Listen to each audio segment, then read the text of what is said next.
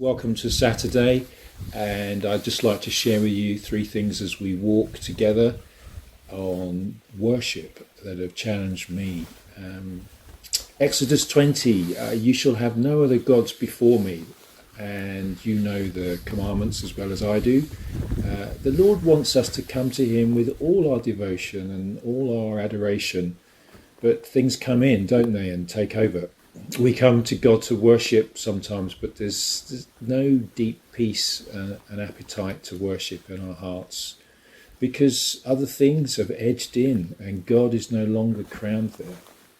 So the first suggestion today as we get into our worship is to ask yourself what else has crept into your life that competes for your attention and worship, that nudges God out in some way of that secret central place and as a result distracts you from getting alone before God and worshipping him. Be brutally honest. Maybe this week as you've waited on him and sought him, he's put his finger on something you need to leave behind and give up so he can have all of your heart and all of your worship. You shall have no other gods before me. Find 5 minutes and ask him today if there's anything you are putting before him.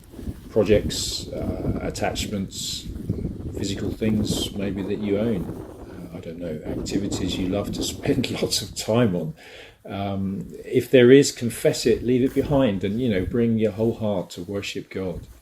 My prayer, Lord, please root from my heart all those things that I have cherished for so long, Lord, so that you can enter and dwell there without any rival. Lord, make the place of your feet glorious, Lord, in my heart, so it will no longer have any need of the sun to shine in it, because you will be the light there, and I can worship you alone. So second suggestion, thought, challenge for us is our thought life. And this week in our booklet, we've worked through different activities, haven't we? Waiting, seeking, listening. God, the creator of 100 billion galaxies we sing. And worship requires us to set aside all of our questions and our requests of God so that he can reveal himself to us and the wonder of his beauty and his person in the stillness and the quietness of that time we have. And he will reveal himself, but only once we stop our clamour and the requests that we make of him. We know that, don't we?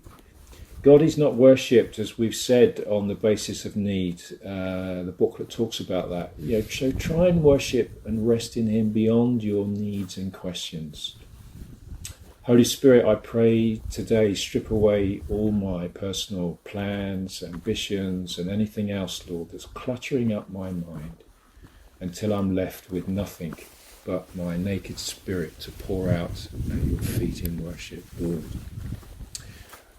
And then maybe my third suggestion is really simple. In Acts 2, Peter stands up and says to the crowds that Jesus, God has raised him up to life, and we're all witnesses of that, and he sits at the right hand of God.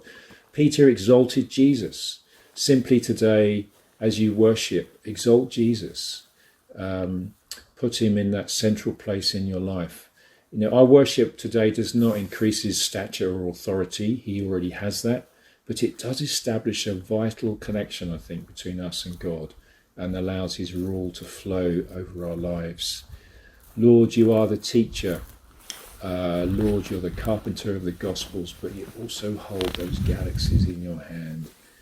Lord, I worship you. I turn my eyes upon you. So 3 suggestions today then. Find a space, shut the door, worship him who sees in secret, and he is waiting there to meet you. Have a wonderful day.